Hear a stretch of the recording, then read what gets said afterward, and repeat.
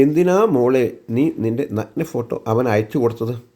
ഇന്ന് 2025 ഡിസംബർ 18 വ്യാഴാഴ്ച.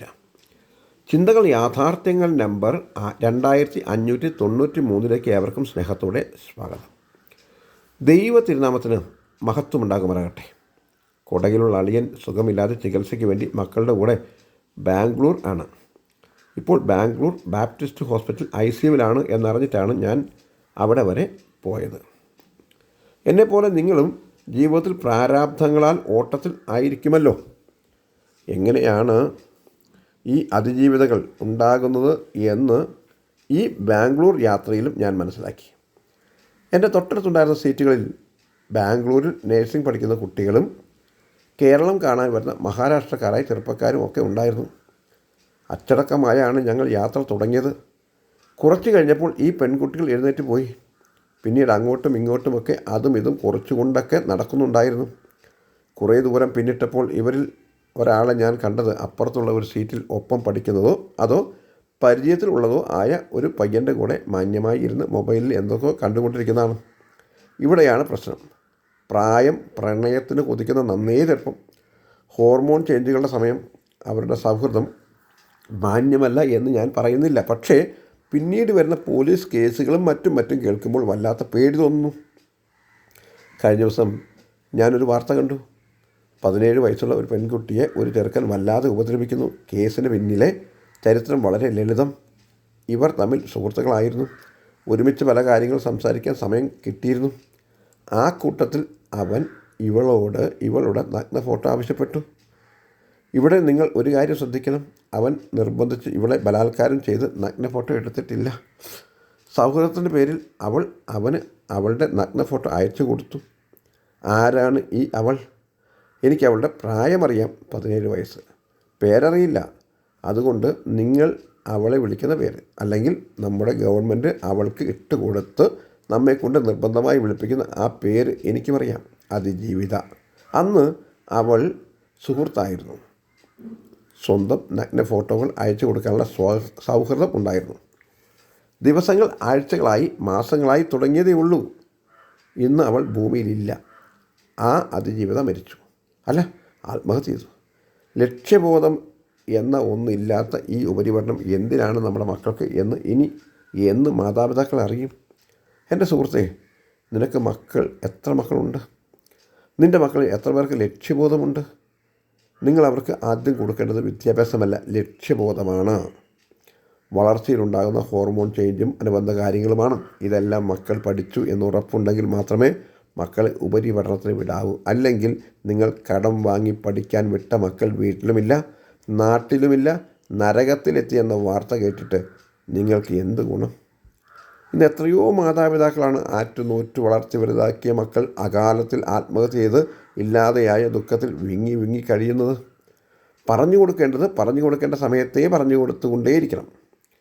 ഞാനൊരു ബൈബിൾ വിശ്വാസിയാണ് എന്ന് നിങ്ങൾക്കറിയാം. എൻ്റെ മാതാപിതാക്കൾ ഞങ്ങൾ 6 മക്കളെയും കൊച്ചു ചെറുപ്പത്തിൽ തന്നെ സൺഡേ സ്കൂളിൽ വിട്ടിരുന്നു. ഞങ്ങൾ സൺഡേ സ്കൂളിലെ മികച്ച കുട്ടികളായിരുന്നു. പിന്നീട് ഞങ്ങളുടെ വീട്ടിൽ സൺഡേ സ്കൂൾ നടത്തിയിരുന്നു. മറ്റുള്ളവരെ സൽഗുണങ്ങൾ പഠിപ്പിച്ചിരുന്നു. ഇന്ന് ആ കുട്ടികൾ വളർന്നു വലുതായി. ഇത്തവണ എൻ്റെ മുനിസിപ്പാലിറ്റിയിൽ കൗൺസിലർ സ്ഥാനത്തേക്ക് മത്സരിച്ച BJPയുടെ സ്ഥാനാർത്ഥി പ്രദീപും ഇടതുപക്ഷത്തിൻ്റെ സ്ഥാനാർത്ഥി വാസും കൂട്ടുകാരും വോട്ട് ചോദിച്ചു വന്നപ്പോൾ അന്നത്തെ സൺഡേ സ്കൂൾ അനുഭവങ്ങളാണ് പങ്കുവച്ചത്.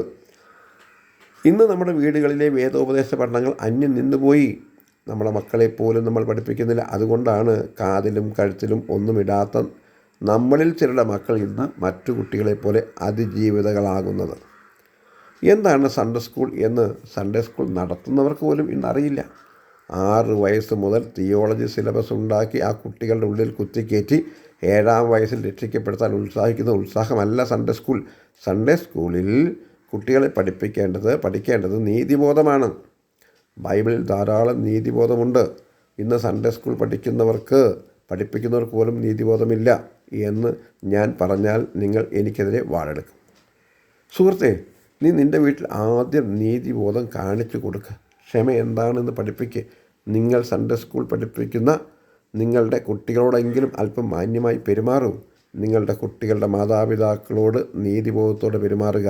അപ്പോൾ നിങ്ങളിൽ നിന്ന് നിങ്ങളുടെ തലമുറ നീതിബോധം പഠിക്കും.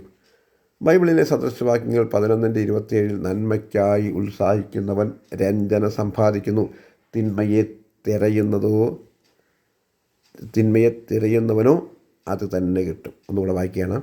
നന്മയ്ക്കായി ഉത്സാഹിക്കുന്നവൻ രഞ്ജന സമ്പാദിക്കുന്നു, തിന്മയെ തിരയുന്നവനോ അത് തന്നെ കിട്ടും. ഇന്ന് നടക്കുന്നത് ഈ കാര്യമല്ലേ? ജാതിയോ മതമോ രാഷ്ട്രീയമോ നോക്കാതെ നന്മയ്ക്കായി ഉത്സാഹിക്കുന്നവൻ സമൂഹത്തിൽ നിന്നും സമ്പാദിക്കുന്നത് രഞ്ജനയല്ലേ, അഥവാ സമാധാനമല്ലേ? ബൈബിളിലെ ഹോശേയ പ്രവചനം 4:6 വായിച്ചു നോക്കിയേ. പരിജ്ഞാനമില്ലായകയാൽ എൻ്റെ ജനം നശിച്ചു പോകുന്നു, പരിജ്ഞാനം ത്യജിക്കൊണ്ട് നീ എനിക്ക് പുരോഹിതനായിരിക്കാതെ വണ്ണം ഞാൻ നിന്നെയും ത്യജിക്കും. നീ നിൻ്റെ ദൈവത്തിൻ്റെ ന്യായപ്രമാണം മറന്നു കളഞ്ഞതുകൊണ്ട് ഞാനും നിൻ്റെ മക്കളെ മറക്കും. ഇവിടെ പറയുന്നത് തിയോളജി ഇല്ലാത്തതിനാൽ നീ നശിക്കുന്നു എന്നല്ല. പരിജ്ഞാനമില്ലാത്തത് കൊണ്ടും നീ പരിജ്ഞാനം കാണിക്കാത്തത് കൊണ്ടും മാത്രമല്ല, നീ പരിജ്ഞാനം ത്യജിക്കുന്നത് കൊണ്ടും നീ എനിക്ക് പുരോഹിതനായിരിക്കാതെ വണ്ണം ഞാൻ നിന്നെ ത്യജിക്കും എന്ന ഗൗരവമേറിയ പ്രബോധനം നീ കൈകൊള്ളുക. ഇന്ന് ധാരാളം അതിജീവിതകളുടെ വാർത്തകൾ കേട്ടുകൊണ്ടിരിക്കുന്ന നമ്മൾ അധികം താമസിയാതെ നമ്മുടെ മക്കളുടെയോ കൊച്ചുമക്കളുടെയോ അതിജീവിത കഥ കേൾക്കാതിരിക്കണമെങ്കിൽ അവരെ നിർബന്ധമായും രക്ഷിക്കപ്പെടുത്തി സ്നാനപ്പെടുത്തുകയല്ല വേണ്ടത്, അവർക്ക് ആവശ്യമായ ജ്ഞാനം കൊടുക്കുക. സദൃശവാക്യങ്ങൾ അവരെ പഠിപ്പിക്കുക. സദൃശവാക്യങ്ങൾ 1:8 മകനെ, അപ്പൻ്റെ പ്രബോധനം കേൾക്കുക, അമ്മയുടെ ഉപദേശം ഉപേക്ഷിക്കുകയുമരുത് എന്ന് അവരോട് പറഞ്ഞു കൊടുക്കുക. സദൃശവാക്യങ്ങൾ 1:10 മകനെ, പാപികൾ നിന്നെ വശീകരിച്ചാൽ വഴിപ്പെട്ടു പോകരുത് എന്ന് ഉപദേശിച്ചു കൊടുക്കുക. സദൃശവാക്യങ്ങൾ 1:15 മകനെ, നീ അവരുടെ വഴിക്ക് പോകരുത്, നിൻ്റെ കാൽ അവരുടെ പാതയിൽ വയ്ക്കുകയുമരുത്. ഇങ്ങനെ എത്രയെത്ര ഉപദേശങ്ങളാണ് നമ്മുടെ മക്കൾക്ക് കൊടുക്കാൻ നമ്മുടെ ബൈബിളിൽ ഉള്ളത്.